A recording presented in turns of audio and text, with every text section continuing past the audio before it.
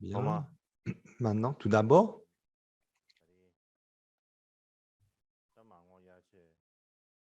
à l'occasion de ces enseignements d'été, Mangok, sur l'origine des mantras secrets, à vous tous,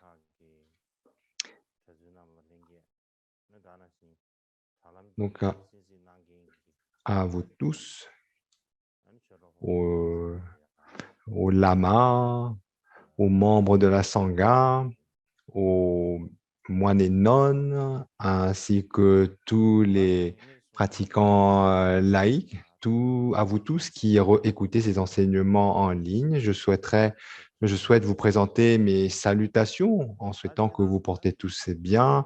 Et pour les 5 prochaines semaines, nous allons donc tenir les enseignements d'été. Alors, l'année dernière, nous avons couvert beaucoup de sujets au cours de ce cycle d'enseignement. Et donc, je pense que pour commencer, je pensais que c'était bien de faire un résumé de tous les sujets qu'on a couverts l'année dernière pendant ces enseignements d'été. Mais on a abordé tellement de choses. Donc, comment la civilisation indienne à l'époque, avant que le Bouddha apparaisse, s'est développée en Inde, ensuite la période védique, et suite à cela,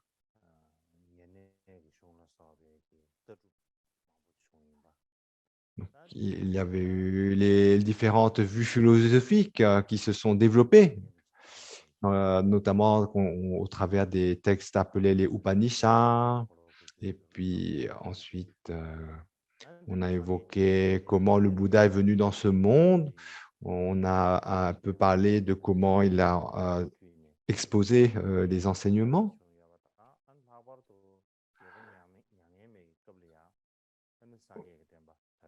Comment ensuite les enseignements se sont développés après son parinirvana, et notamment de comment le bouddhisme s'est développé à l'époque de l'empereur Ashoka. Donc, d'une façon générale, j'ai évoqué ces différents sujets l'année dernière.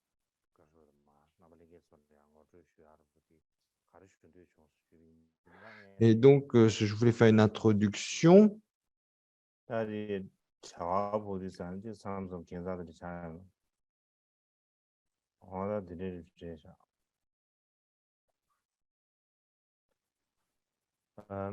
Donc, voilà la diapo intitulée Enseignement d'été 2022.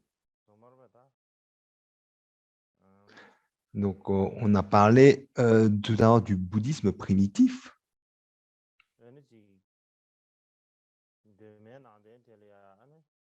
Et notamment concernant le bouddhisme primitif, là, le premier point est la formation de la Sangha, de la discipline.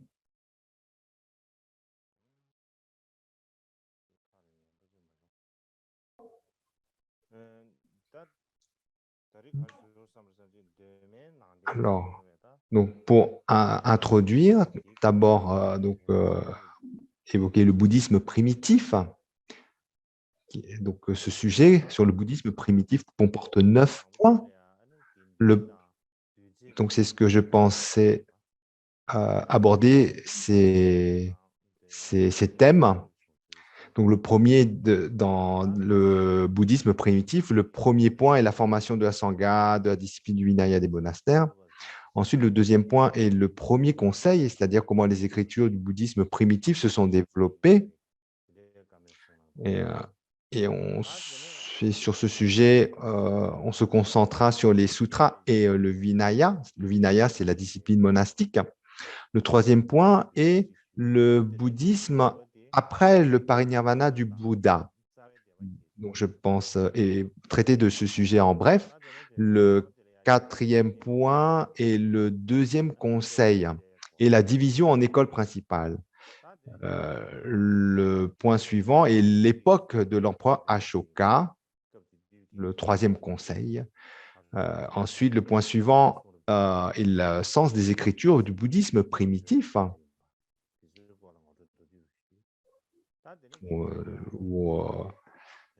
En bref, donc, quel est le contenu, le sens des écrits?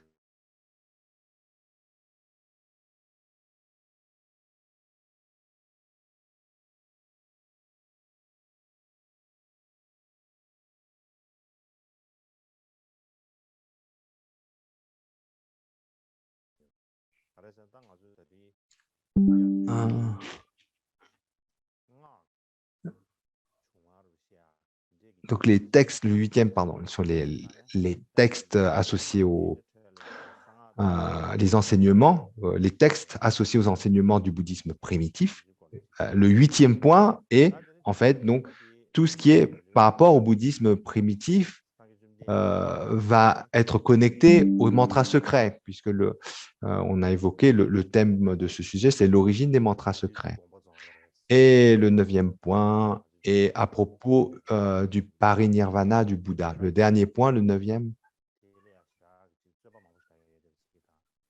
notamment, on va parler de cela par rapport au calendrier occidental, parce qu'il y a beaucoup de débats à ce sujet.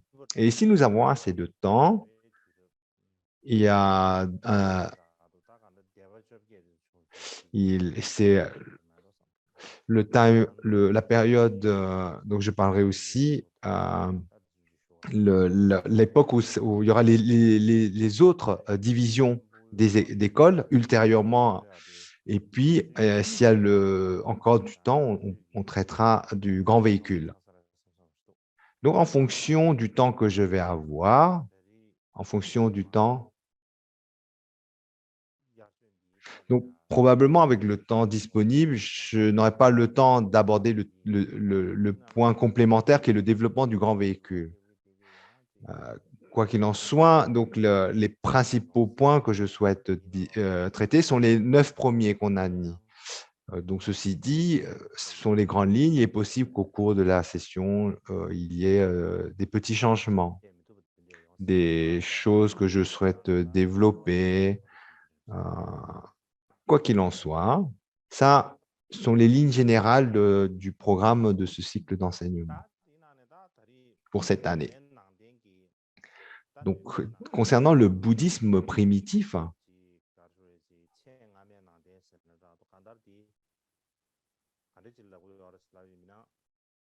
donc on parle du bouddhisme primitif où le bouddhisme a son origine.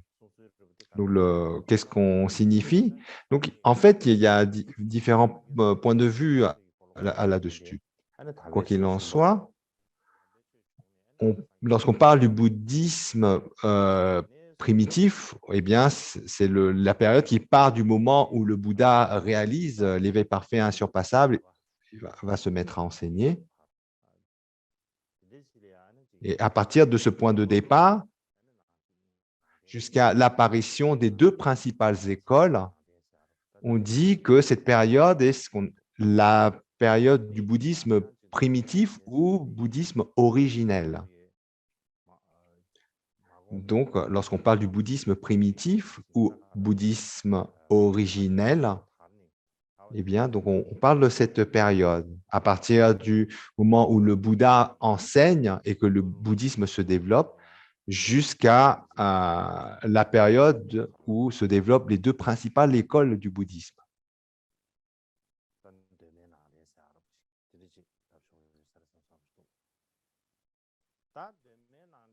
Donc, voilà, donc c'est cette période que l'on désigne sous le nom de bouddhisme originel ou primitif. Et par rapport à cette période originelle, comment la Sangha s'est développée? Comment les codes de discipline dans le monastère se sont mis en place? Et donc, ça, c'est la première chose qu'on va aborder. Première chose qui est importante de comprendre. Donc, tout d'abord, il y a cette notion de ce qu'on appelle la communauté quadruple. Alors, lorsqu'on parle de la communauté, en fait, au départ, on considère deux groupes d'étudiants du Bouddha, ceux qui ont une vie de foyer et ceux qui sont moines. Alors, parmi ceux qui ont une vie de foyer, eh bien, il y a les hommes et des femmes. Donc, il y a ceux qui ont une vie de foyer, ou on appelle aussi des fidèles laïcs. Donc, certains sont hommes, certains sont femmes. Euh, les hommes, on les appelle upasaka. Upasaka, donc c'est le mot sanskrit pour désigner les disciples du Bouddha qui ont une vie de foyer, qu'on appelle fidèles laïcs, hommes. Et concernant les femmes qui ont une vie de foyer, eh bien, on les appelle upasika. Donc, upasaka pour les hommes et upasika pour les femmes. Ce sont les termes sanskrits. Alors, quel est le sens en fait de ce mot upasaka pour les hommes, upasika pour les femmes? Alors, si on se réfère à un texte de grammaire intitulé Grammaire en 2 volumes, qui date dans la période du début des traductions du sanskrit vers le tibétain, donc qui date des années 800 de notre ère. Et donc, ce traité de grammaire qui vraiment traite de comment le tibétain doit traduire le sanskrit, etc. Et donc, là-dedans, il y a on précise le sens du mot upasaka ou upasika. Et en fait, donc, le sens de ce mot, c'est quelqu'un qui a pris les 5 préceptes. Et de ce fait, en fait, et côtoie, en fait, le résultat qui est l'état d'Arat. Donc, en fait, littéralement, le mot signifie côtoyer la vertu. Donc, upasaka, upasika, c'est quelqu'un, donc littéralement, le mot signifie côtoyer la vertu. Et d'après l'érudit japonais, Hirakawa Akira, cela signifie c'est quelqu'un qui sert, qui assiste ou qui sert. Et en fait, donc ça correspond au mot. En fait, lorsqu'on parle côtoyer la vertu, côtoyer, à l'origine, le mot signifiait côtoyer un grand maître. Donc, lorsqu'on côtoie un grand maître ou lorsqu'on se familiarise auprès d'un grand maître, en fait, principalement, eh bien, on se le faisait en servant le maître, en l'assistant. Et donc, le terme, la traduction japonaise, en fait, met plus en valeur le terme assister, servir, plutôt que le terme côtoyer. Voilà, ou met plutôt le sens sur cela. Et notamment, donc, ce que dit cet érudit, c'est que le terme signifie plus précisément servir ou assister les moines. Donc, ceux qui avaient une vie de foyer, en fait, avaient notamment la fonction de fournir le matériel nécessaire à la survie des moines. Ils recevaient d'eux des conseils et puis pratiquaient dans leur vie de foyer. Leur vie de foyer, et dans leur vie de foyer, ils pouvaient aussi pratiquer le dharma, et ils recevaient le nom de upasaka pour les hommes, upasika pour les femmes, lorsque ils prenaient refuge auprès des 3 joyaux.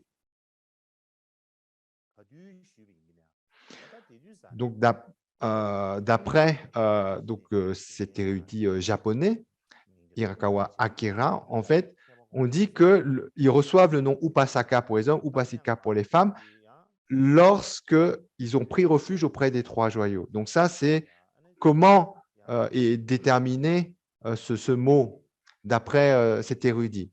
Alors, si on se réfère au trésor de l'Abhidharma, alors, il y a une question dans le trésor de l'Abhidharma où il y a donc ce point est discuté dans le trésor de l'Abhidharma.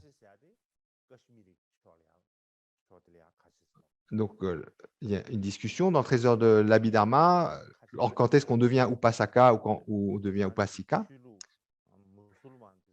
Alors, on dit, donc il y a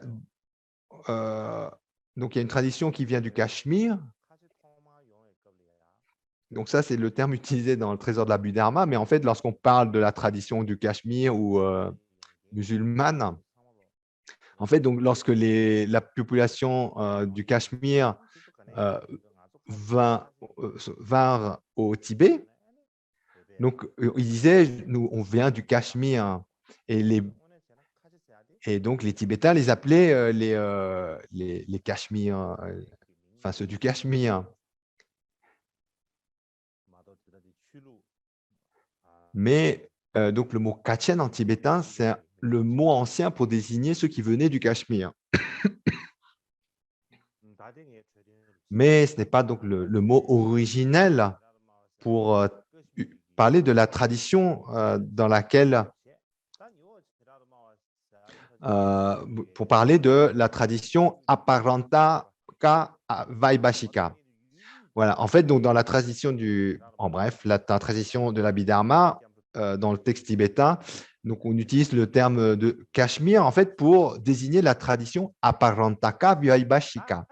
Et suivant cette tradition Aparantaka Vaibhashika, on dit que les fidèles laïcs, hommes ou femmes, obtiennent le nom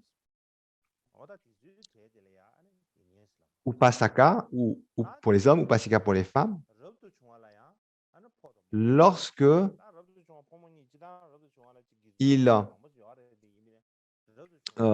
en effet, lorsqu'ils prennent refuge auprès des trois joyaux et lorsque leur dévotion est très forte, eh bien, en plus de cela, ils prennent les 5 préceptes. Et donc ensuite, suivant la tradition, donc certains, on appelle les fidèles Upasaka, Upasika, suivant le fait que simplement ils aient pris refuge ou alors suivant le fait qu'ils se sont engagés dans l'un des 5 préceptes. Alors ensuite, donc ceux qui renoncent complètement à la vie de foyer pour entrer dans l'ordre monastique bouddhiste, donc dans la tradition du pardon. Donc, lorsqu'ils reçoivent l'ordination complète, donc on leur donne le mot bhikshu pour les hommes et bhikshuni pour les femmes. Et le sens du mot bhikshu pour les hommes ou bhikshuni pour les femmes, donc le sens est le même. Et donc, le sens est dans le but d'atteindre l'au-delà de la souffrance, donc ceux qui vivent et mendient, par le fait d'être correctement, pleinement ordonné, eh bien, parachève le fait de côtoyer le résultat de l'état d'Arat. Et pour cela, ils vivent d'aumône en accord avec le Dharma. Et ça, c'est la définition pour déterminer un bhikshu et une bhikshuni. Alors, d'une façon générale, il y a différents types de bhikshu et de bhikshuni.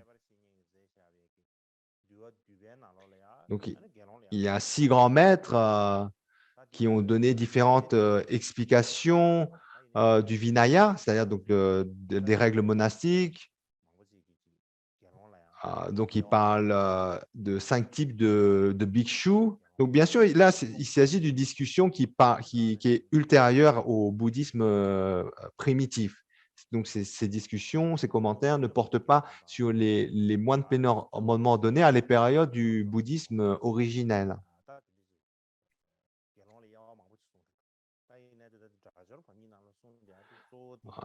Donc, un des grands maîtres donc, qui commente sur le Vinaya, en fait, donc il parle des différents types de bhikshus suivant la façon dont ils ont été ordonnés, etc.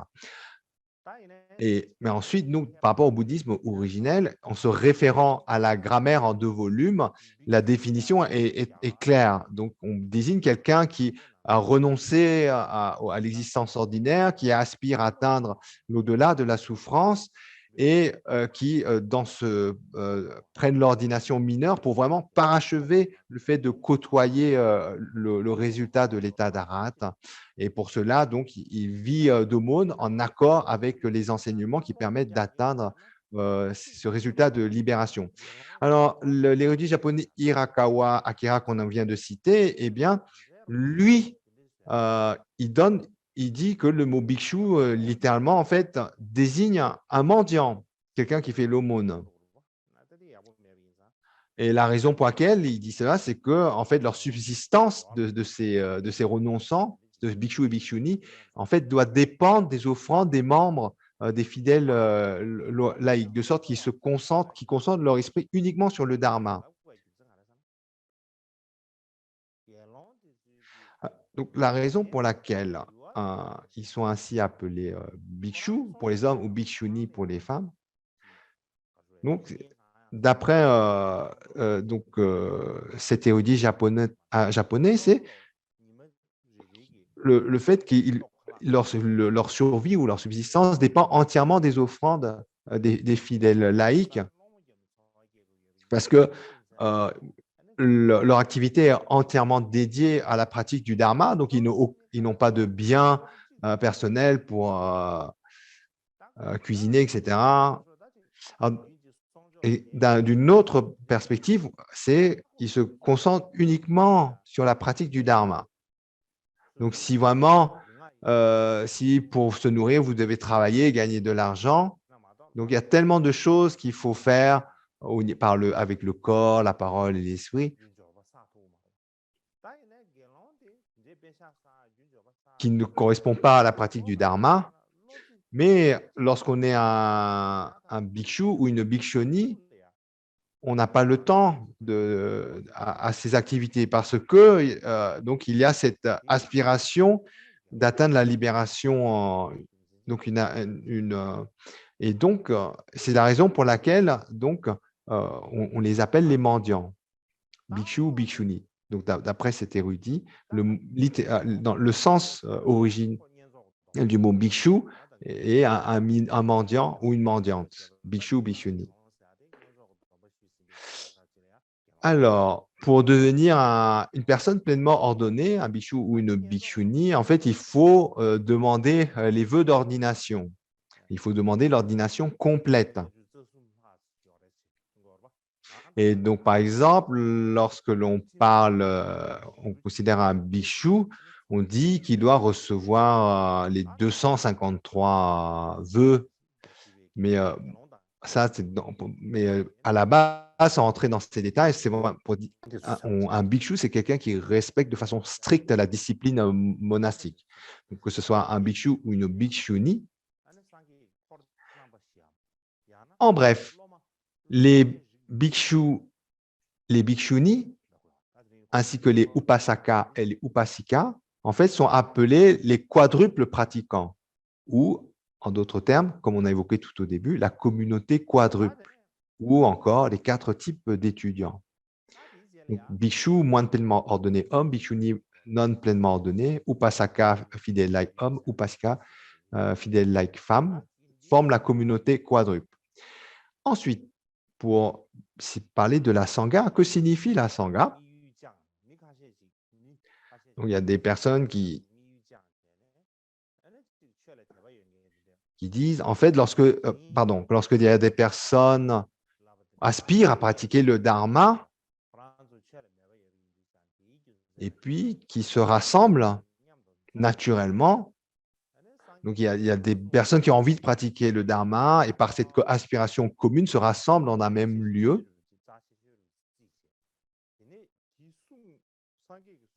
Et que cette assemblée pense que les enseignements du Bouddha, c'est ce qu'il y a de plus important et s'applique à pratiquer les enseignements du Bouddha tels qu'il les a enseignés.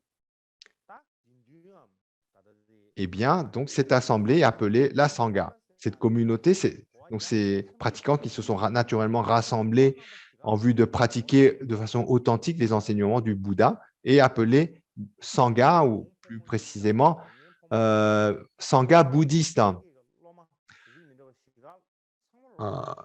Donc, en fait, d'une façon générale, en fait, tout rassemblement de pratiquants peut être appelé Sangha. Donc, ce n'est pas forcément des bhikshus ou bhikshuni, donc des pratiquants pleinement ordonnés.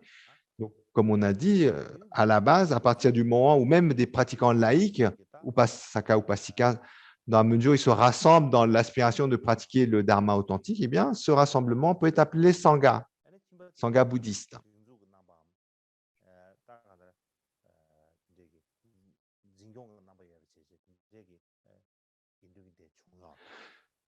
Néanmoins, lorsqu'on parle d'une communauté organisé, eh bien, à partir de ce moment-là, en fait, on désigne clairement et spécifiquement donc le rassemblement des pleinement ordonnés, les bhikshus, les bhikshuni.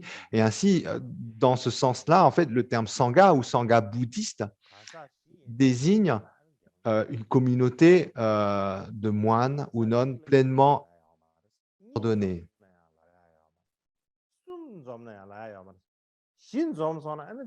Et aussi, on parle d'une sangha lorsqu'il y a des personnes qui se sont rassemblées. Ainsi, un seul moine ou une seule nonne ne constitue pas une sangha, même deux moines ou trois moines ne constituent pas une sangha. Le terme sangha, en fait, s'applique à partir du moment où il y a 4-5.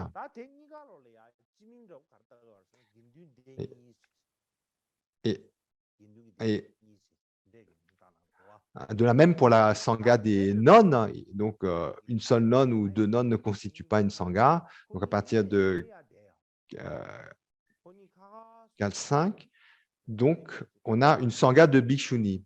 Et lorsque donc il y a les deux, la sangha des bhikshus et bhikshuni, la sangha double. Néanmoins, lorsqu'on parle de sangha double, ces deux sanghas ne se côtoient pas. Les bhikshuni constituent une communauté qui vit à part de la communauté des bhikshus.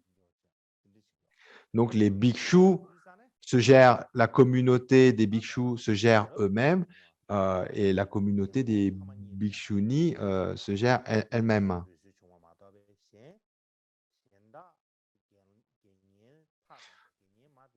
En fait, il y a une tradition qui fait qu'on appelle la sangha des bhikshus ou bhikshuni.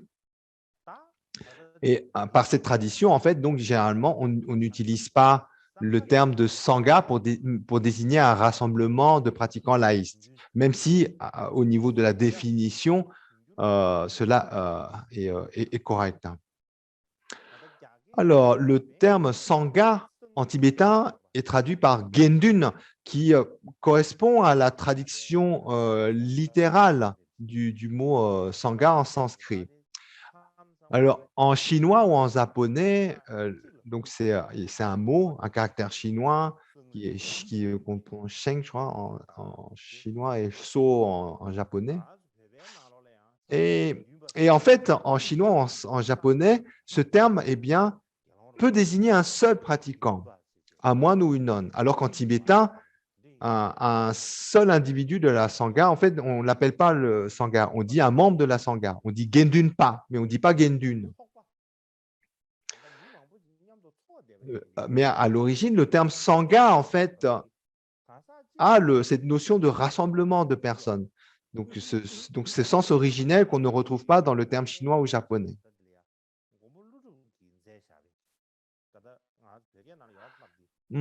Et notamment, donc, pour illustrer quel est le sens du mot sangha tel qu'on l'entend à l'ordinaire par rapport au terme sanskrit ou le terme tibétain gendun, il y a un commentaire sur la Prajnamrita en 100 000 lignes, des fois on dit en 100 000 versets ouverts, et ce commentaire qui est attribué à Nagarjuna, donc je ne vais pas citer la citation, mais donc globalement, dans le commentaire, il est dit pourquoi est-ce qu'on appelle la sangha? Quel est le sens de la sangha?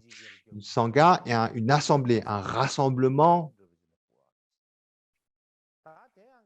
C'est un rassemblement ou un groupe. C'est un rassemblement de nombreux bhikshus en un seul lieu. C'est ça qu'on appelle une sangha. C'est comme, par exemple, lorsque on a un rassemblement de nombreux grands arbres, on appelle ça une forêt. Mais chaque arbre, on n'appelle pas chaque arbre une forêt. Mais néanmoins, si on retire chacun des arbres, il n'y a plus de forêt, n'est-ce pas? Eh bien, de la même façon, chaque bhikshu n'est pas appelé la sangha. Mais sans aucun bhikshu, la sangha disparaît.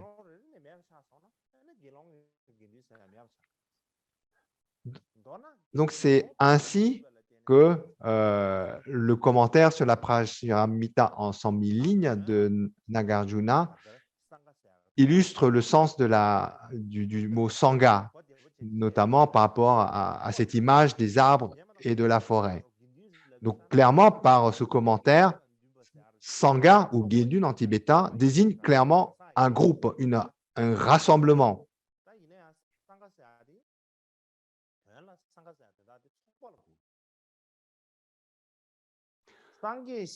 Ensuite, par la suite, donc comment le terme Sangha est compris par la suite, mais à l'origine, donc c'est clair que le mot Sangha désigne un groupe, et notamment à l'époque du Bouddha, donc le terme Sangha, ce terme indien, sanskrit, en fait, était aussi utilisé pour désigner des groupes politiques ou des groupes de marchands, de personnes qui faisaient du commerce.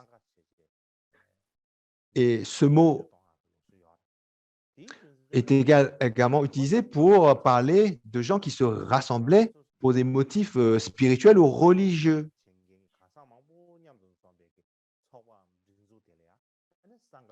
Et donc à partir du moment où des personnes se rassemblaient pour des pratiques spirituelles ou religieuses, eh bien, en fait, sa décision était en Inde, on appelait ça une sangha. Et c'est la raison donc pour laquelle, à l'origine, le mot sangha n'était pas propre à la sangha bouddhiste. Et ainsi, donc, par rapport à la sangha bouddhiste, eh bien, donc on appelle également la sangha bouddhiste, mais on utilisait aussi le mot gana. Comme particulier, on trouve, il y a le mot bodhisattva gana pour désigner une assemblée de bodhisattvas. Donc, c'est un terme qu'on retrouve souvent, bodhisattva gana en sanskrit. Et à l'époque donc du Bouddha, le terme sangha, comme on vient de le dire, désignait d'une façon beaucoup plus grande tout rassemblement. D'une façon générale, par exemple, rassemblement de politiciens ou de commerçants, et d'une façon plus précise, tout rassemblement pour des pratiques religieuses ou spirituelles. Ainsi, dans la société indienne, il était courant, en fait, de voir différentes sanghas.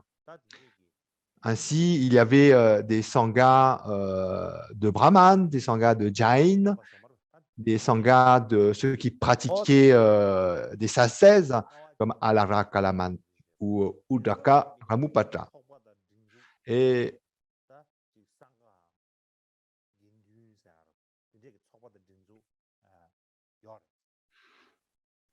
donc, tous ces assemblées à but religieux ou spirituel étaient appelées sanghas. Et pour développer un peu sur ce sujet, donc je pense que c'est bien de développer un peu. Donc là, je digresse un peu. Donc, si on veut avoir une bonne compréhension du mot sangha,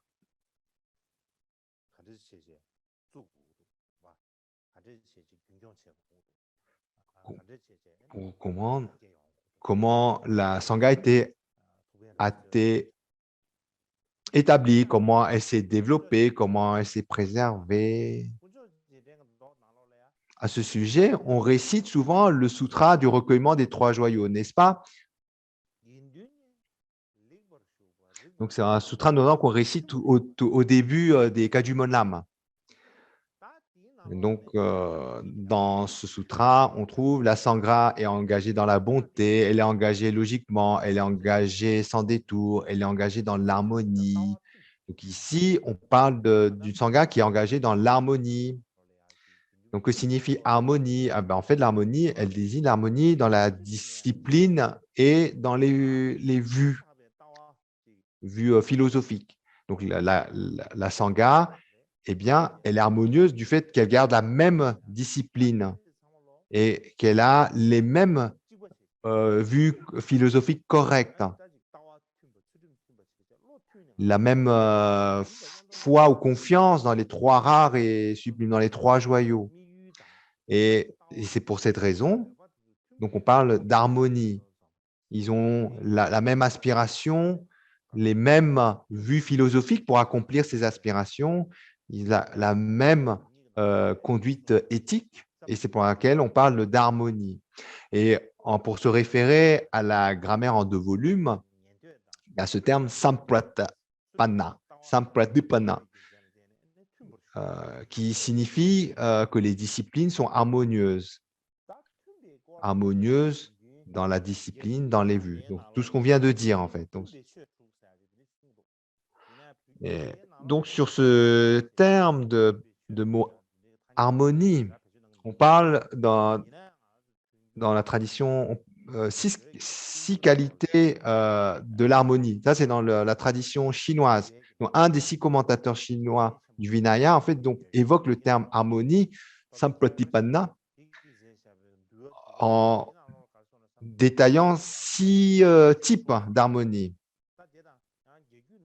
Donc, ce maître Vishesamitra, donc, qui est un des 6 commentateurs chinois du Vinaya,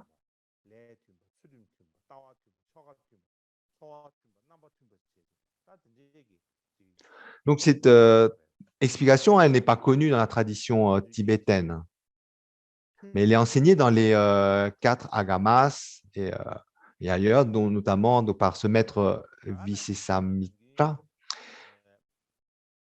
Alors, donc on parle de harmonie par rapport au signe, à l'action, la discipline, la vue, le rituel, le mode de vie. Et de la façon que c'est d'une même saveur. On parle de la bénédiction des souhaits indivisibles de la Sangha.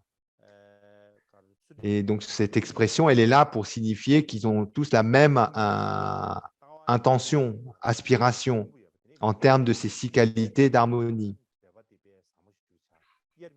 Leurs vues sont les mêmes. C'est un bon groupe. C'est pas un groupe, c'est harmonieux dans ce sens où il n'y a pas de tension ou de conflit. Et parce qu'il n'y a pas justement de conflit ou de tension, eh bien, ils peuvent efficacement pratiquer ensemble les pratiques spirituelles parce qu'ils ont tout en commun, tout est harmonie.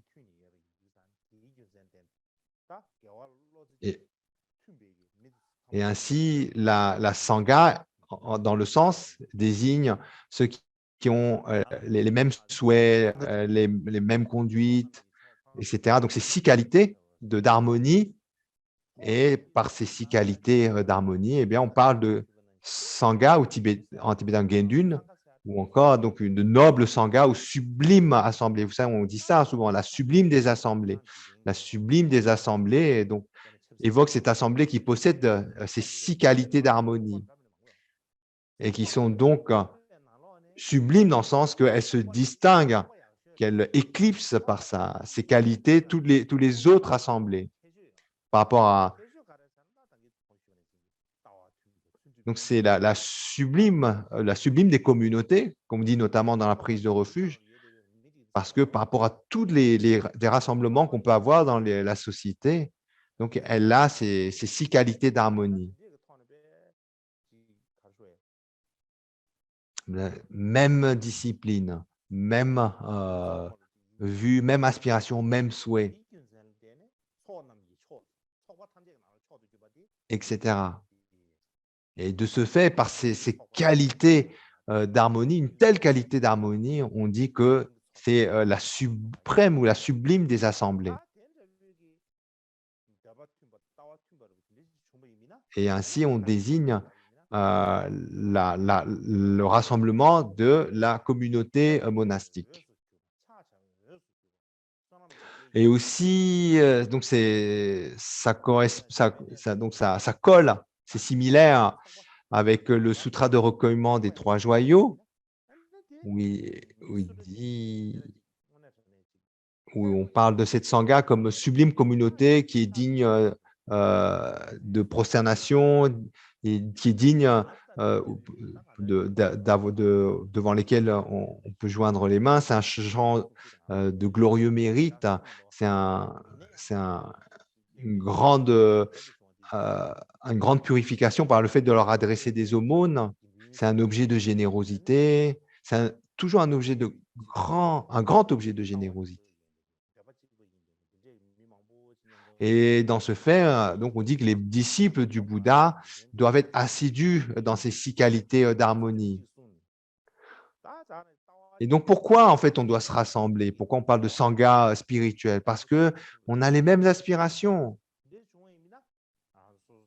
on a les mêmes vues. Et ça, si on arrive à comprendre cela, je pense que c'est vraiment bénéfique. Donc il est dit ainsi par rapport à lorsque les disciples du Bouddha sont assidus à ces 6 qualités de l'harmonie, on dit l'harmonie de la sangha et le bonheur, la discipline de l'harmonie et le bonheur. Et donc ça, c'est une notion qui est importante. On doit vraiment être soucieux d'accroître l'harmonie, de faire attention à développer cette harmonie.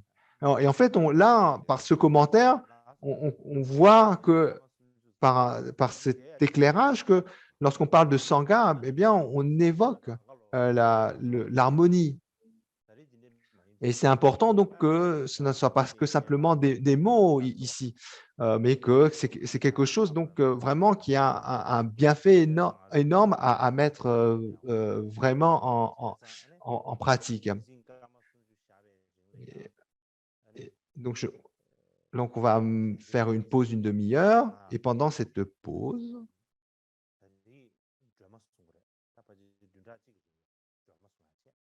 on va réciter un texte.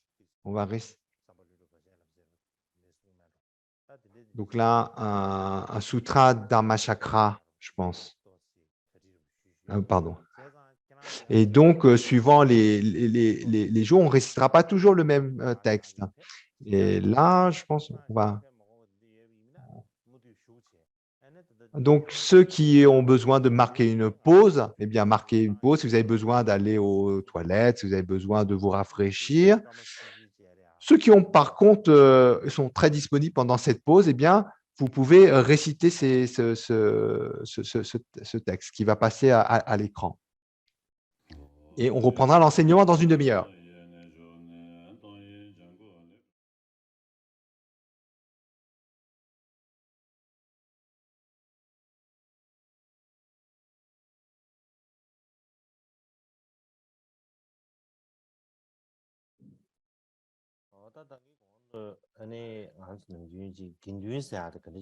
Donc, pour continuer sur la signification, donc on a parlé du sens du mot sangha, n'est-ce pas? Ça signifie déjà au départ le mot sangha en sanskrit. En tibétain, on dit gendun, qui est en fait à la base en fait traduit le sens du mot sangha littéralement. Et dans la continuité, je souhaiterais aborder les conditions préalables pour s'engager dans la vie monastique. Donc, à l'époque du Bouddha, qu'est-ce qu'il fallait quelles étaient les conditions préalables, les procédures pour pouvoir s'engager dans la vie monastique. Et donc, avant de parler de la sangha, tout d'abord, la première sangha, la première sangha, sangha bouddhiste, la première,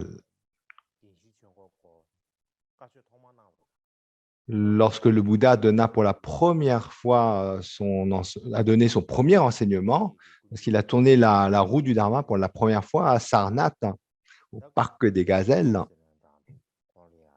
Rishipatana, eh bien, il y avait 5 disciples autour de lui. Donc c'est ce groupe de 5 est considéré comme étant la première sangha du Bouddha.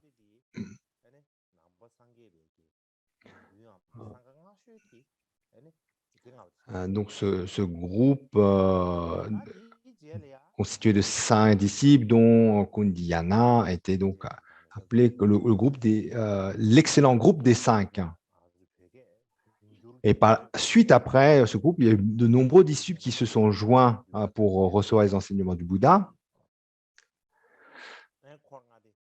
Alors, si on regarde par exemple le Vinaya, notamment le Vinaya traduit en tibétain, donc il y a des récits.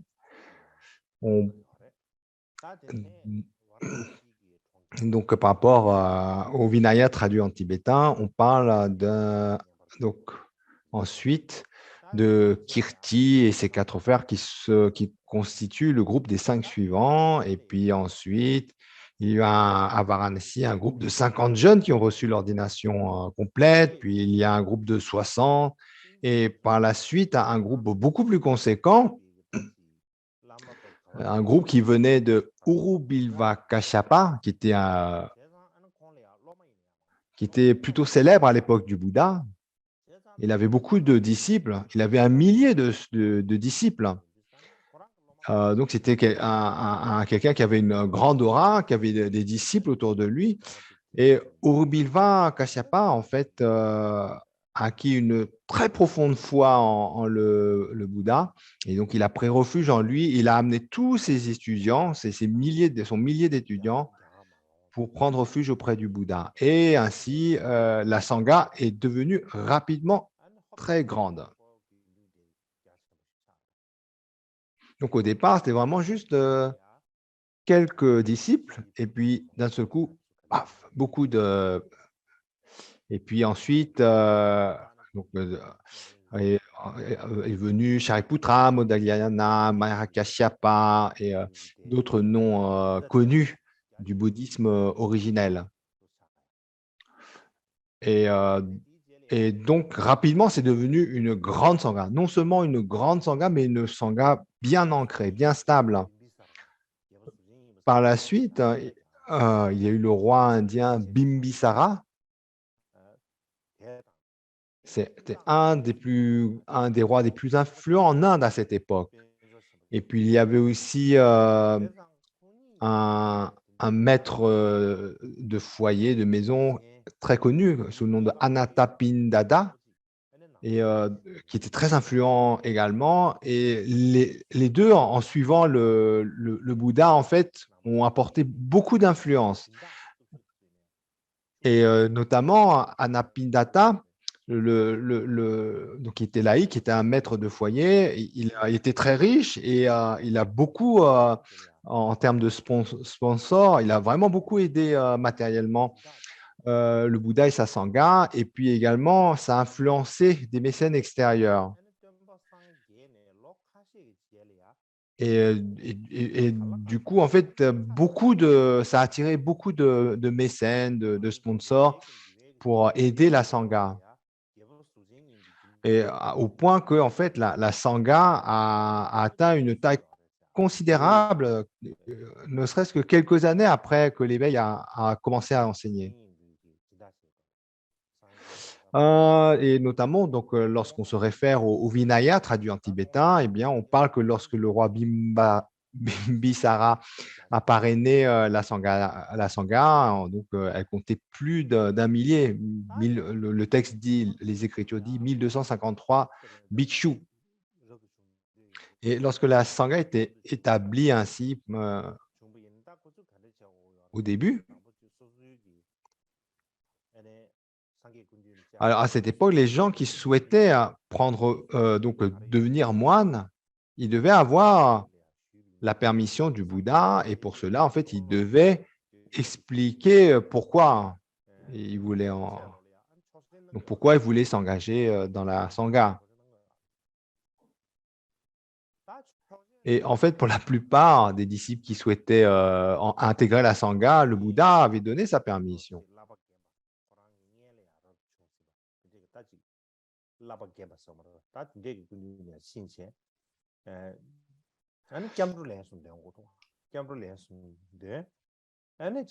Et puis, au niveau de la cérémonie, en fait, pour s'engager sur la voie monastique, ils devaient, dans la présence des plus anciens membres de la Sangha, en fait, répéter les mots exprimant la prise de refuge, ainsi que exprimer leur engagement à respecter les 10 préceptes. Et simplement, donc sur cette base, ils devenaient membres de la Sangha, Shramanera.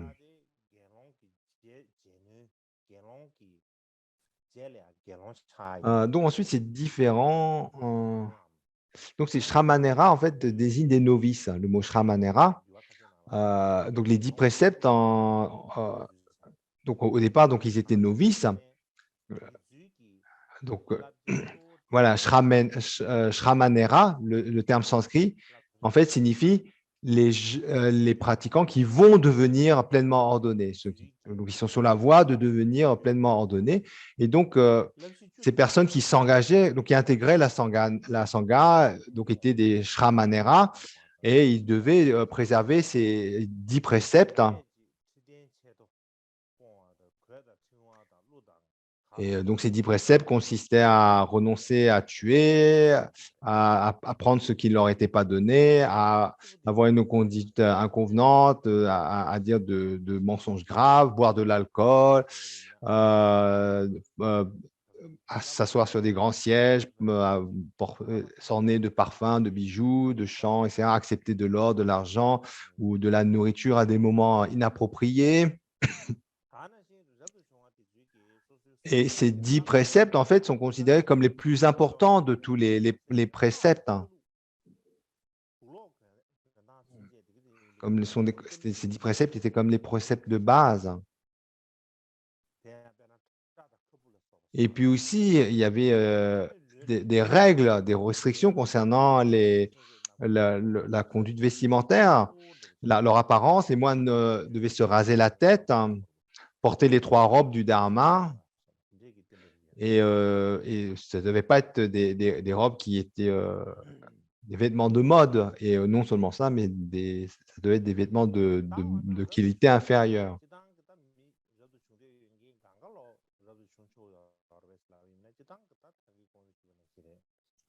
Alors, tous ceux qui souhaitaient intégrer, est-ce que tout le monde pouvait intégrer la Sangha? Donc, comme on vient de dire, au départ, en fait, il fallait expliquer simplement, il fallait justifier pourquoi on voulait intégrer la Sangha. Et la plupart de ceux qui faisaient la raquette obtenaient la permission du Bouddha. Néanmoins, à cette époque, il y avait en Inde une très grande distinction au niveau des castes. Donc, et par exemple, certaines castes n'étaient pas autorisées à faire certains travaux ou certaines activités. Mais néanmoins, au niveau de la communauté bouddhiste, il n'y avait pas de telle discrimination, ni de distinction de discrimination de caste, ni de discrimination de statut social. Néanmoins, il y avait quelques exigences. Donc, il fallait vérifier qu'ils étaient aptes en fait à intégrer la Sangha. Donc, il y avait donc un examen. Enfin, dans le sens, par exemple, il y avait une vingtaine de conditions pour recevoir l'ordination complète, comme par exemple, pour obtenir l'ordination complète, au départ, il fallait au moins avoir 7 ans. Si on avait moins de 7 ans, on ne pouvait pas. Et puis aussi, il fallait donc avoir des parents vivants, ne pas avoir de dette envers quiconque. Et puis, si on était un fonctionnaire, un soldat ou un serviteur, il fallait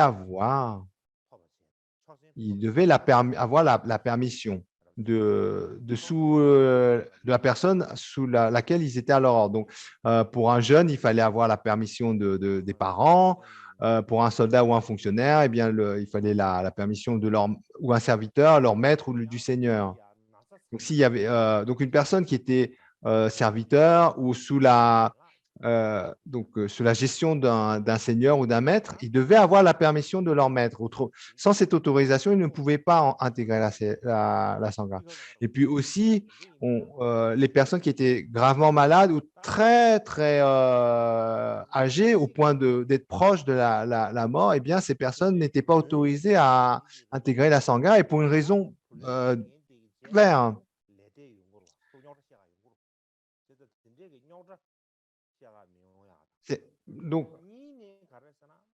Donc, par exemple, en fait, donc, parmi les raisons, c'était par exemple, si une personne qui ont des dettes, eh bien, on va leur chercher des problèmes au sein de la Sangha. Donc, ou de la même façon, donc des personnes qui se soustraient à leurs obligations de servir un seigneur ou un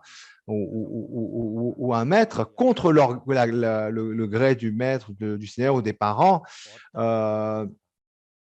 Et, et,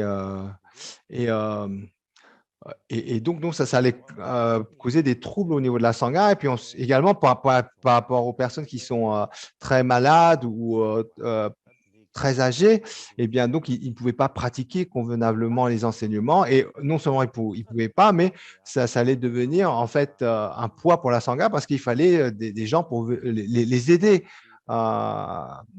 Et donc, les personnes les membres de la Sangha qui venaient les aider, eh bien, ils ne pouvaient pas pleinement se consacrer à leur pratique spirituelle.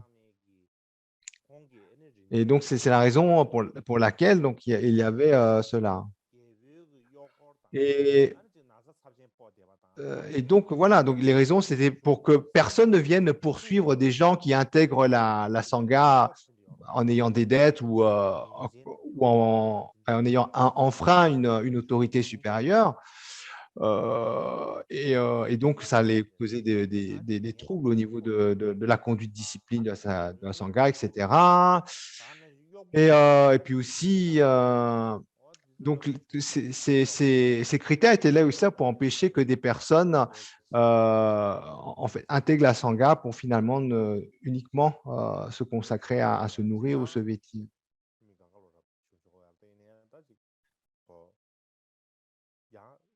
Et, et- oui. Donc, et donc, au départ, il fallait avoir, donc même s'il n'y avait pas de discrimination, il fallait que la personne qui intègre la Sangha eh bien, devait répondre aux critères pour assurer l'harmonie dans la Sangha. Le fait qu'il y ait...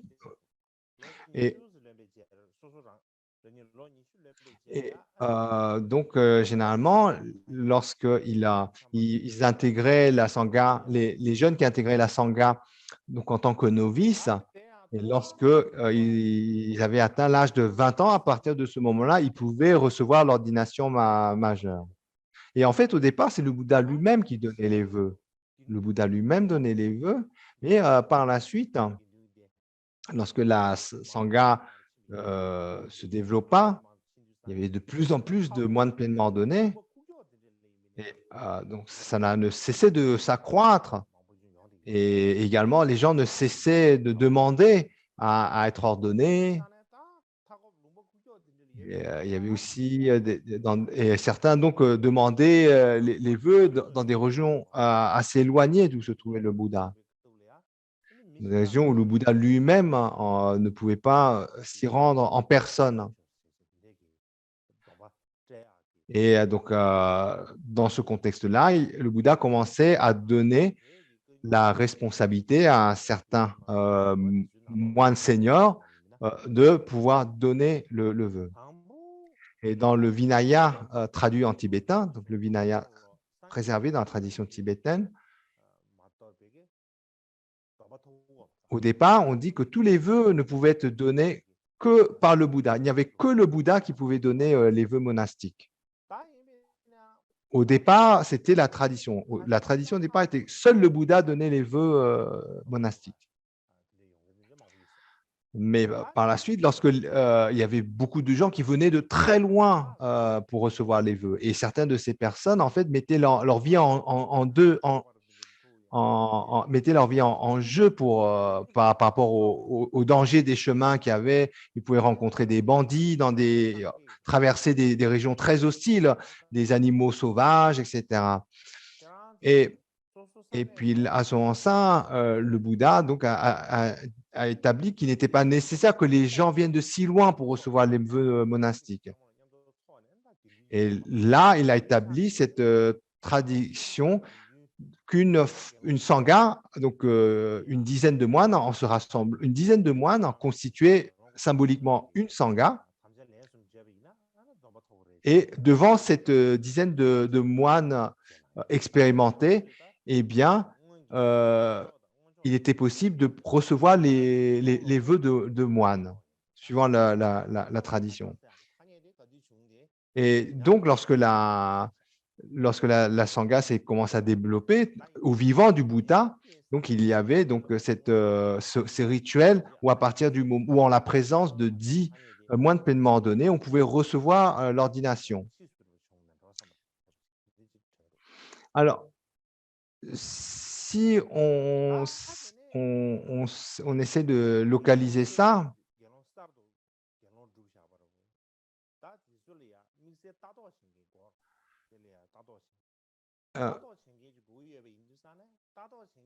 et ensuite, il y avait, donc, une fois qu'un novice venait prendre les vœux, en fait, on devait s'occuper de lui. Donc, la tradition était qu'il y a un kempo pour s'occuper de la personne qui venait de prendre les vœux. Donc, donc, cette personne, on l'appelait le kempo. Et puis, il y a aussi l'acharya. Donc parfois, et donc le Kempo est en fait au départ comme un tuteur. C'est lui donc le Kempo qui fait partie des moines qui ont auprès enfin des moines qui ont donné les vœux. Et donc, et par moment, en fait, le Kempo donc, était la personne qui prenait la responsabilité de guider le novice, de sa conduite, etc. Et le Kempo, eh bien, au bout d'un moment, il n'avait pas tout le temps ou qui parfois il était absent. Et de ce fait, en fait, on nommait un acharya pour remplacer le Kempo en son absence ou lorsqu'il n'avait pas le temps. Et à cette époque, en fait, donc les Kempo et Acharya étaient comme ils remplaçaient les parents, en fait. Le jeune qui rentrait et qui recevait les vœux, en fait, donc il renonçait à tout, il intégrait la communauté monastique. Et de ce fait, en fait, le responsable nommé qui était Kempo ou Acharya, donc, en fait, ils avaient une grande responsabilité. En fait, donc, mais, au départ, donc le Kempo, en fait, le terme comprenait, avait le sens que c'était la personne qui était le maître qui donnait les vœux et qui, par la suite, en fait, était comme un tuteur,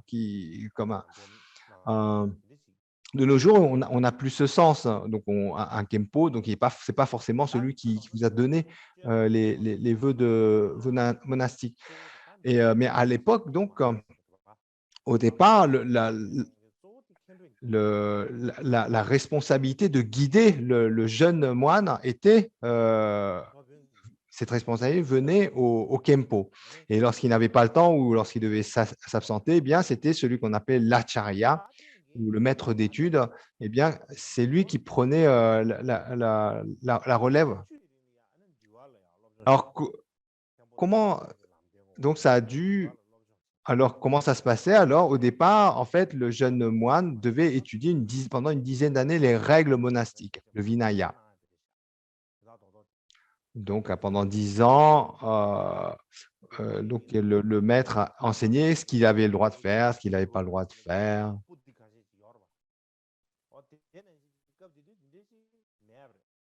Et à l'époque, dans le bouddhisme originel, il n'y avait pas le Vinaya tel qu'on le connaît, avec tout est écrit. Donc, à l'époque, il n'y avait pas le Vinaya n'était pas sous cette forme. Le Vinaya tel qu'on connaît maintenant, en fait, c'est une compilation des paroles du Bouddha et au vivant du Bouddha. En fait, ces enseignements n'étaient pas remis par écrit. Et donc, le Bouddha enseignait et puis on devait retenir, mémoriser ces enseignements, les assimiler. Et puis, de la même façon, la transmission de maître à disciple se faisait de façon orale. Le Kempo, en fait, enseignait oralement les règles de la conduite monastique par rapport à ce que lui-même avait reçu et mémorisé. Lorsque le Bouddha retourna dans sa terre natale, il y avait Udaya qui est venu l'accueillir, et le Bouddha avait Shariputra, et à ce moment-là, c'est Shariputra. Voilà. Et puis, donc, le Bouddha nomme Shariputra comme étant responsable pour donner les vœux. Donc, pour donner les vœux. Et à partir de ce moment-là, il y a quelque chose. Donc, à partir de ce moment-là, donc, la façon de donner les vœux avait donc encore changé. Donc, je profite de cette interruption donc, pour clarifier. Donc, lorsque Udayi accueille le Bouddha, donc le Bouddha, à un moment, donc, rentre dans sa terre natale, donc Udayi l'accueille et le Bouddha, en fait, nomme Shariputra le Kempo d'Udayi. Donc, Shariputra devient donc, en donnant les vœux à Udayi, le responsable de lui enseigner.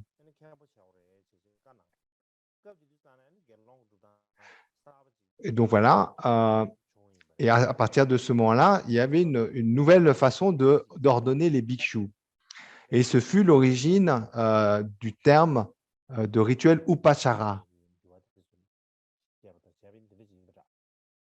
À partir de ce moment, un rassemblement de toute la communauté de la Sangha n'était plus nécessaire. En fait, on pouvait prendre l'initiative d'une assemblée de 10 bhikshus pour recevoir les vœux.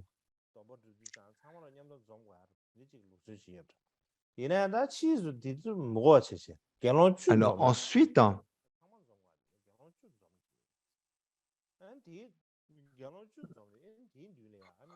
donc au départ, en fait, avant cette nouvelle règle, il fallait la présence de la Sangha pour recevoir les vœux.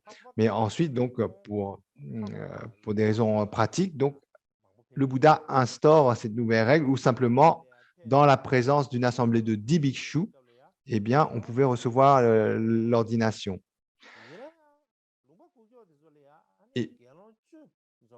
Et puis aussi, lorsque le disciple Katyayana était dans une région éloignée, il y avait beaucoup de personnes, il a rencontré beaucoup de personnes qui souhaitaient recevoir l'ordination. Mais dans sa situation, en fait, il était difficile de rassembler même 10 bhikshus dans cette région. Et pour cette raison, le Bouddha instaurait le fait que dans une telle situation, 5 bhikshus suffisaient pour transmettre l'ordination. Donc, sans entrer dans les détails, pour détailler un peu, la personne qui souhaite recevoir les vœux, elle doit d'abord trouver un Kempo. Et puis, devant le Kempo, donc cette personne doit dire, comme on l'a évoqué tout à l'heure, doit justifier pourquoi elle veut intégrer la Sangha, pourquoi elle veut devenir un moine. Et le Kempo doit examiner la personne pour savoir si il répond aux critères pour pouvoir être apte à intégrer la Sangha, comme on a évoqué tout à l'heure. Et lorsque tout se passe bien,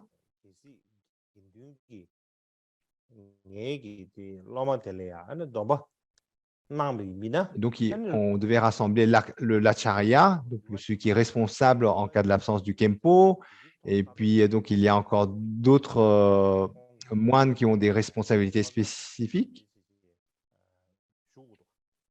Et donc, en fait, ces 5 moines auxquels on pouvait prendre les vœux, en fait, devaient accepter une part de responsabilité dans l'éducation de cette personne qui allait devenir un moine pleinement ordonné. Donc, le Kempo qui était comme le tuteur, l'Acharya qui est donc le responsable en second, et puis il y avait donc d'autres pour d'autres aspects de pratique. Et donc, si la Sangha, donc constituée des 5 moines,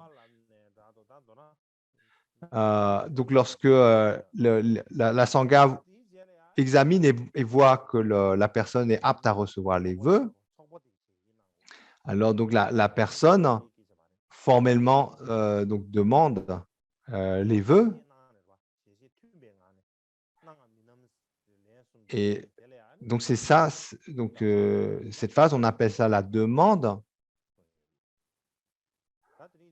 Et donc lorsque cette requête est faite par 3 fois et qu'il n'y a pas d'objection, eh bien on recevait effectivement les vœux. Et donc cette façon de procéder, elle est appelée une demande et 3 actions, ou action en 4 parties, incluant la demande. Donc, c'est juste un terme technique pour évoquer donc, cette façon de faire pour recevoir l'ordination. Et une fois que le novice ou la personne fraîchement, la personne fraîchement initiée, eh bien, cette personne devait donc vivait avec auprès du Kempo et devait apprendre le Vinaya, les règles monastiques. Donc, à cette époque, il n'y avait pas d'école philosophique telle qu'on le connaît maintenant, ou comme qu'on a connu par la suite, comme l'école de l'esprit seul, ou etc. Mais il y avait néanmoins il y avait des enseignements où il fallait étudier le sens, notamment les écrits portant sur les instructions de la méditation. Donc, et donc, soit ils étudiaient ces instructions sur la méditation auprès du Kempo même, ou alors, en fait, ils étaient autorisés, enfin, si le Kempo donnait l'autorisation, ils pouvaient aller auprès d'un maître qui était vraiment reconnu comme très compétent pour la méditation, etc., pour recevoir ces instructions auprès de ce maître qualifié. Et donc, le Kempo, en fait, lui, sa charge principale était de veiller à l'éducation de ce jeune moine. Et donc, en fait, c'était comme un père pour le jeune moine. Et en fait, il avait une relation de père-fils, en fait. Le Kempo, en fait, veillait au bon épanouissement de son disciple, et le disciple, en fait, servait le Kempo comme il servirait son père. Et il devait s'entraider. Si l'un d'eux tombait malade, eh bien, l'autre devait l'aider, etc.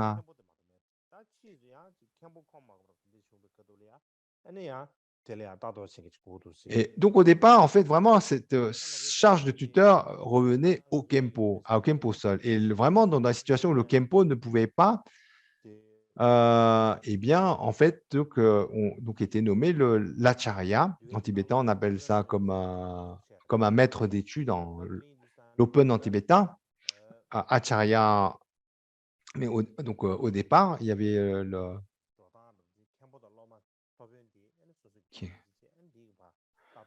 et, et donc, au départ, le jeune moine avait le Kempo et l'Acharya qui veillaient sur lui dans sa vie spirituelle. Et ensuite, on parle des 3 robes. Alors, non seulement les moines devaient garder leurs vœux, mais ils devaient, en fait, porter des vêtements qui les distinguent des pratiquants laïcs. Et il y avait trois robes spécifiques, on appelle donc les trois robes du Dharma. On n'a pas, donc, il y avait la robe du Dharma, Chöge en tibétain. En fait, lorsqu'on parle de Chöge en tibétain ou les robes du Dharma, en fait, on sous-entend les trois robes du Dharma.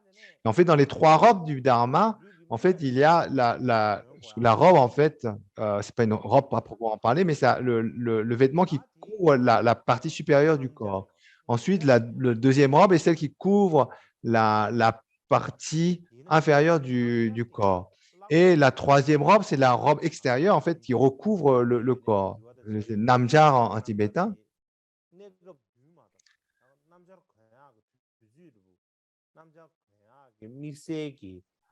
Et, euh, et, euh, et on disait, et la robe extérieure, en fait, on ne la portait qu'à des occasions particulières. Donc, on ne la portait pas tout le temps. En dehors, donc, ces occasions particulières, on ne portait pas l'ensemble de ces trois robes. Enfin, notamment dans la robe extérieure, le Sangati ou Namja en tibétain.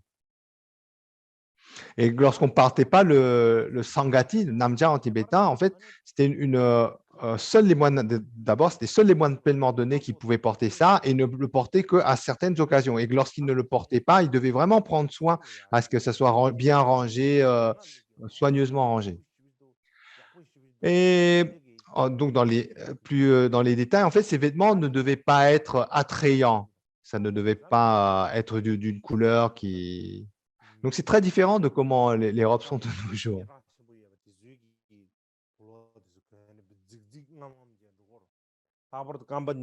Donc, de nos jours, donc il y a pas mal de… Donc, voilà, de nos jours, par exemple, il y a beaucoup de gens qui aiment bien porter des vêtements de marque, des vêtements qu'on se voit bien à l'extérieur, des vêtements tape à l'œil qu'on voit très bien, ou soit on voit bien le vêtement, ou alors on voit bien la marque du vêtement. Et ensuite, on se dit, oh, cette personne, elle doit être vraiment riche, elle porte des vêtements super, etc. Donc, notamment dans la société moderne, on voit ce genre de comportement. Eh bien, à l'opposé, les moines, ils ne devaient pas porter des vêtements qui tapent à l'œil, qui attirent ainsi l'attention. Il ne fallait pas donc, des vêtements qui attirent l'attention, qui soient attrayants. On ne devait pas porter des vêtements qui font faire penser aux autres, waouh, donc c'est vraiment une super robe, ça doit être une personne importante, etc. Vraiment, à l'origine, c'était fait par, les robes du Dharma étaient faites par des chutes de tissus, des chutes que personne… Donc, ils allaient dans là où on fabriquait, où on tissait, et puis ils ramassaient des chutes. Donc, les vêtements du Dharma étaient faits de chutes. Ou alors, par la suite, lorsqu'il y avait des bienfaiteurs qui donnaient des tissus pour faire des robes du Dharma, eh bien, ces tissus, ils devaient se donner la peine de les couper en petits morceaux pour ensuite les recoudre pour faire des vêtements du Dharma. Et ensuite, concernant les couleurs des trois… alors, par rapport à cet expert japonais Hiarika Akira, il parle d'une couleur un peu marron. Il parle de robe d'une teinte un peu comme du brun clair, appelée en sanskrit kasaya. Mais dans la tradition tibétaine, suivant notamment le Mula Sarvastivada Vinaya, on parle que des robes rouges, jaunes et bleues. On parle que des couleurs rouge, jaune et bleu comme étant appropriées pour servir de vêtements monastiques. En dehors de ces couleurs rouge, jaune et bleu, eh bien, les autres couleurs n'étaient pas autorisées d'être portées. Et encore, lorsqu'on parle de rouge, jaune et bleu, ça ne devait pas être des couleurs flashy, des couleurs comme fluo presque, très jolies ou attrayantes. Ça devait avoir un peu un teint pâle. Donc, si c'était jaune, ça devrait être terne. Voilà, c'était du coup les couleurs ternes. Donc, c'était la règle était ça. Et on disait, même si un donateur donne un très beau tissu avec des couleurs très vives, par exemple un beau tissu d'un rouge chatoyant ou d'un magnifique rouge, ou alors, eh bien, le moine ne devait pas vous ne devez pas porter le tissu tel que c'est. En fait, il devait le laver 3 fois pour ternir la couleur. Et, et seulement si donc, en fait, il devait nettoyer la robe ou 3 fois pour ternir la couleur. Donc, si le tissu était vraiment d'une belle couleur, il devait par 3 fois nettoyer laver la robe pour retirer. Néanmoins, il y a certains tissus très beaux tissus où, même si par 3 fois on l'a lavé, eh bien, ça garde son teint chatoyant. Et dans ce cas-là, il n'y a donc le code disait qu'il n'y avait pas de faute. Si une personne vraiment s'était donné de la peine pour ternir le tissu par 3 fois, mais qu'il n'y arrive pas, eh bien, à ce moment-là, elle était autorisée à porter le tissu, même si la couleur restait très vive. Mais d'une façon générale, en fait, l'idée était que le moine devait porter des vêtements de couleur terne qui ne devaient pas être attirants et qui étaient faits de morceaux de tissu. Donc, même si on offrait un grand bout de tissu, ça devait être coupé en morceaux pour être recousu et former et donc, il y avait des règles au niveau des morceaux de tissu, etc. Et par exemple, donc on parle de longueur des bandes. Donc, il y a des mesures. Donc on parle de la longueur et la largeur des bandes. Donc, il y a la longueur, la largeur, et on parle aussi donc il y a des dimensions, enfin, il y a des termes, on parle comme des panneaux de tissu. Là, je n'ai pas besoin d'entrer trop de détails. Si j'ai du temps, j'en dirai plus, mais là, il n'y a pas besoin de rentrer plus en détail. Ensuite, donc, à l'époque de la Sangha originelle,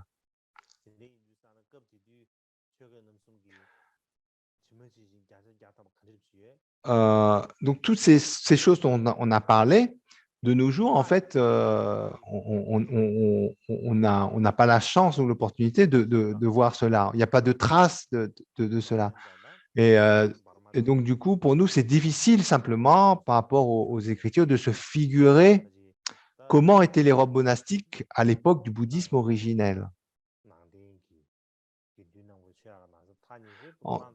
Ensuite, néanmoins, on peut dire que les moines en Thaïlande, Sri Lanka, probablement, leurs robes monastiques sont celles qui sont les plus proches des robes du bouddhisme originel. Ensuite, les robes tibétaines, elles doivent être très, très proches. Ensuite, celles qui sont les plus éloignées des descriptions des robes dans le bouddhisme originel, ça doit être celles plus en Chine, etc. Donc, la question n'est pas quelle est la meilleure, quelle est la meilleure. C'est simplement, on parle de similarité par rapport aux robes du bouddhisme originel.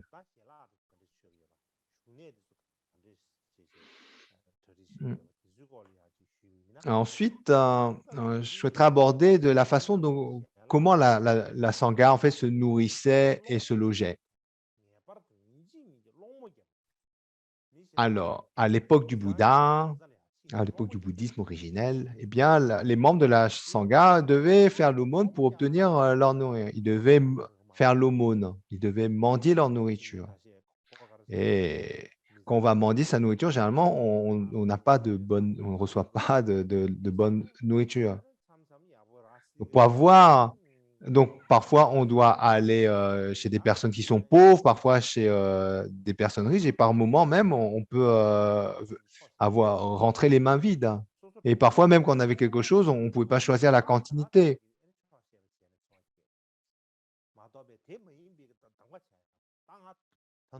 En fait, dans les règles monastiques, il n'y avait pas En fait, on mangeait pour remplir son estomac d'une certaine façon. On mangeait pour survivre. On devait être satisfait de ce qu'on recevait. On ne devait pas se dire ah, j'ai pas envie de manger ça ou je n'aime pas la qualité de cette nourriture. On n'avait pas le droit de donner, d'exprimer à son avis, de critiquer la nourriture qu'on avait reçue. Donc, ni même en fait vraiment choisir. Et, euh, et notamment parce que si jamais une personne pouvait entendre une critique, eh bien, elle va être blessée, n'est-ce pas? En fait, lorsqu'on donne de la nourriture, on fait notamment avec foi, c'est un don de ce que l'on a. Et donc, si en retour, elle reçoit des critiques, c'est vraiment négatif, hein. Donc, on peut vraiment être blessé par cela. Et donc, le moine n'avait pas le droit d'émettre la moindre avis sur la nourriture qu'il recevait. Et puis également, donc, il devait se contenter de ce qu'il avait reçu. Par moment, eh bien, il n'avait pas mangé à sa faim, mais il ne devait pas dire oh, je n'ai pas mangé à ma faim. Donc, le moine devait apprendre à être content de ce qu'il avait reçu. Et aussi, donc, l'érudit japonais, Hikawa, Akira, il précise par rapport à ses recherches qu'à l'époque, les moines même n'étaient pas autorisés, enfin, ils devaient éviter les foyers riches pour faire l'aumône de leur nourriture. Et, parce que donc il y avait on devait les éviter parce que très logiquement, lorsque vous allez dans des foyers riches, eh bien, vous allez avoir de la bonne nourriture, n'est-ce pas? Et si à moins de prendre l'habitude d'aller chez les riches pour recevoir de la nourriture, au bout d'un moment, ça devient même embarrassant pour les personnes riches, n'est-ce pas?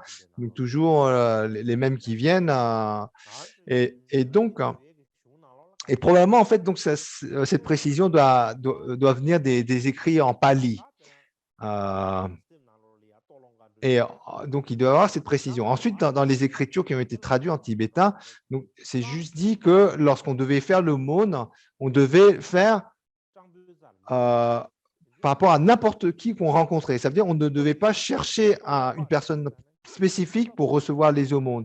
On devait en fait aller à la rencontre d'une personne et que celle-ci soit riche ou pauvre. Eh bien, en fait, voilà, on devait simplement, sur son trajet, tomber sur sur le premier foyer qu'on avait, en gros, et accepter ce qu'on recevait. Dans l'idée, c'était ça. Et donc, ne pas choisir. Voilà. L'idée, c'était voilà, ne pas partir avec l'idée précise qu'on allait rencontrer telle ou telle personne pour recevoir. On devait vraiment mendier en allant comme à l'aventure. Et à Bodh Gaya,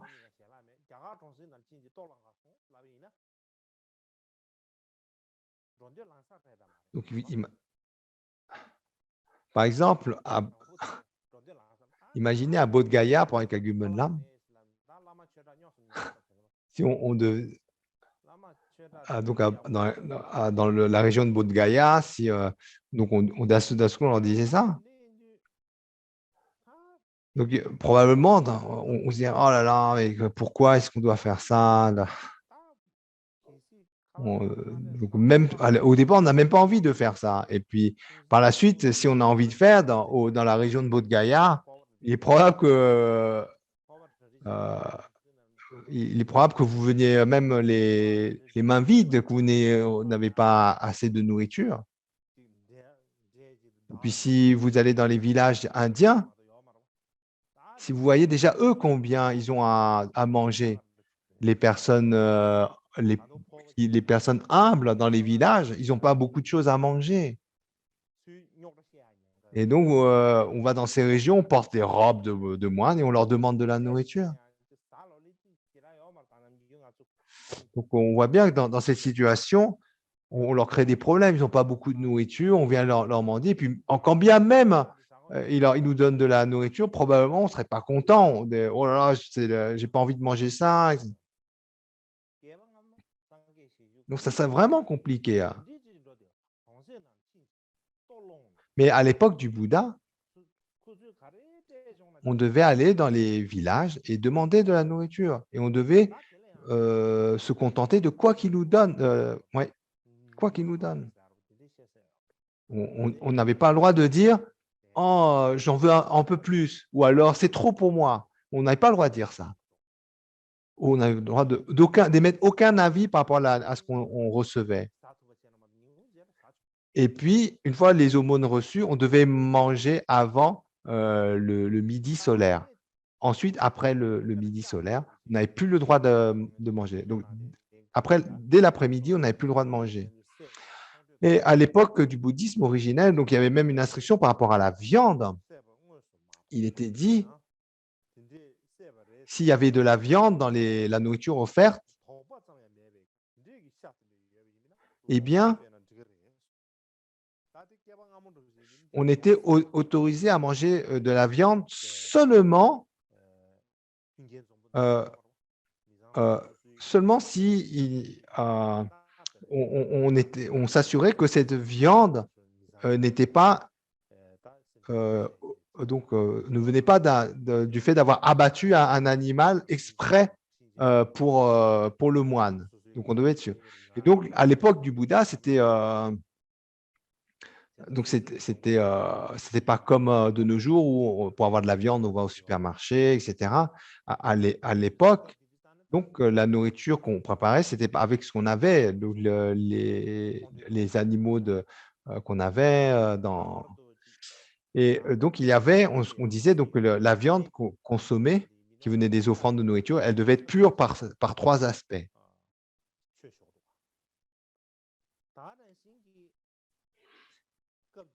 Et puis aussi, donc, il y avait une autorisation de manger de la viande dans le cas d'une personne malade, donc seulement dans le cas d'une personne malade pour remplacer un médicament. Et puis aussi, donc à l'époque du Bouddha, on ne mangeait qu'une fois par jour. Donc on appelait ça le fait de s'asseoir qu'une fois.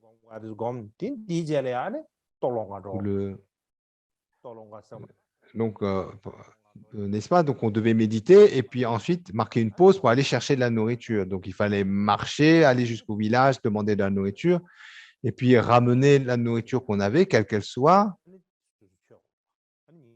Et puis, on mange, n'est-ce pas? Et on devait avoir fini de manger avant le midi solaire, avant l'après-midi.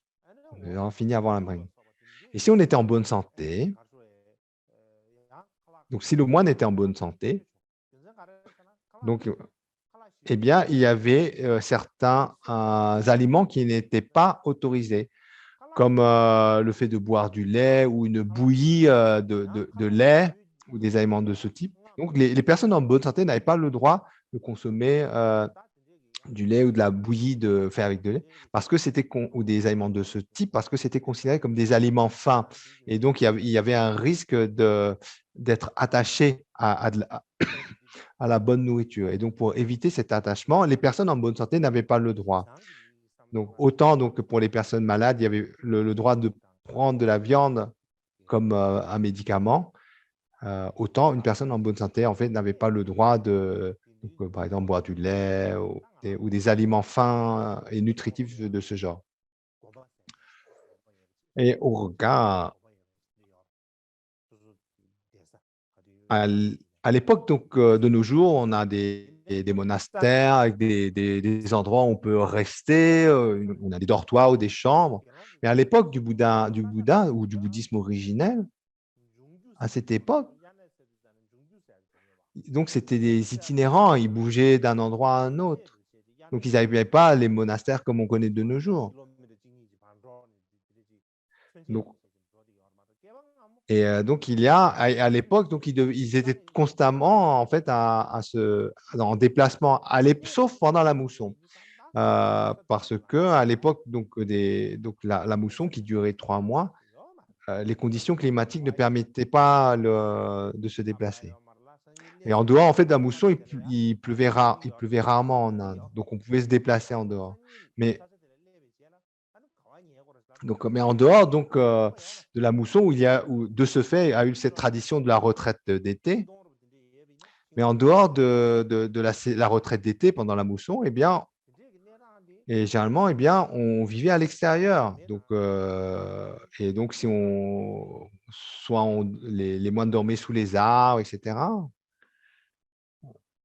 Ou simplement Et en fait, à l'époque du bouddhisme originel, c'était très fréquent. Mais c'était une chose bien donc à cette époque en Inde, c'est que en dehors de la mousson, comme il pleuvait rarement en Inde, le fait de dormir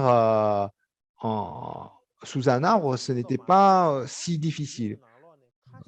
En revanche, par exemple, si on dort sous un arbre et qu'il se met à pleuvoir, on s'en compte que c'est compliqué. Et en fait,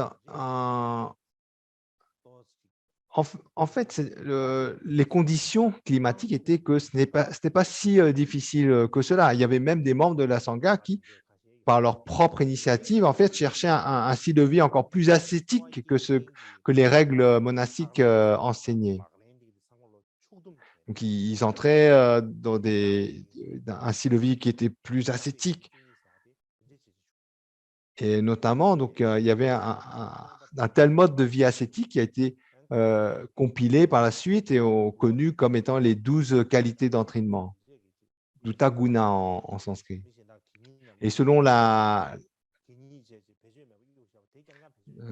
grammaire en 2 volumes, donc c'est un terme qui est utilisé pour parler donc, de qualités ultérieures tout en restant dans la solitude et en vivant d'aumône, etc.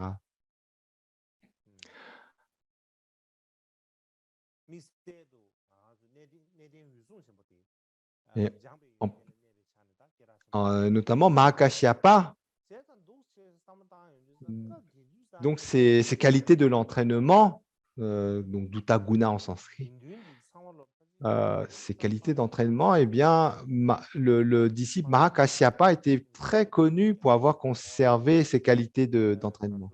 Et en fait, lorsqu'on pense un peu à ces qualités d'entraînement, c'est très similaire, ça ressemble, ça rappelle en fait le style de vie de Milarepa. La nourriture était rare. Les vêtements monastiques qu'on portait étaient comme des haillons, c'est ça qu'on dit. Ouais. Donc, ce n'est pas 100% comme Milarepa, mais dans l'idée, ça ressemble beaucoup. Donc, il ne portait pas des guenilles comme Milarepa, mais donc ça n'en était pas loin.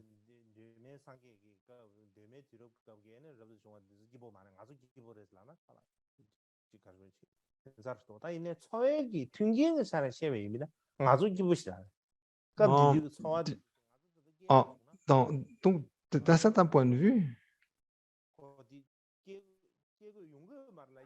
donc, d'une certaine façon, en fait, lorsqu'on considère les conditions de vie actuelles, on peut se dire vraiment les moines de nos jours, c'est vraiment loin du style de vie à l'époque de l'Inde. Mais ensuite, il faut remettre les choses à leur contexte. Hein. Donc, même nous, avec les conditionnements actuels, même si on pouvait revenir dans les conditions du bouddhisme originel, ça serait dur pour nous physiquement.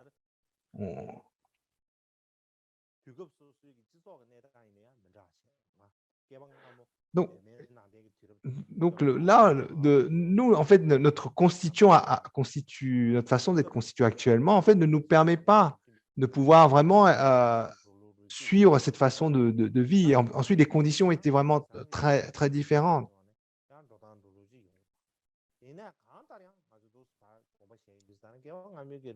Et par conséquent, en fait, donc, et puis également, la communauté monastique de nos jours, en fait, elle doit aussi s'adapter par rapport à comment la société a évolué. Mais d'une façon résumée, ce que l'on voit de cela, c'est que tout simplement, à l'époque du bouddhisme originel, la vie des moines était simple. Et, et ça, c'est un point qu'on doit considérer comme étant particulièrement sacré. et donc notamment au si on peut le faire et je pense que c'est bien, d'arrêter, là ce soir.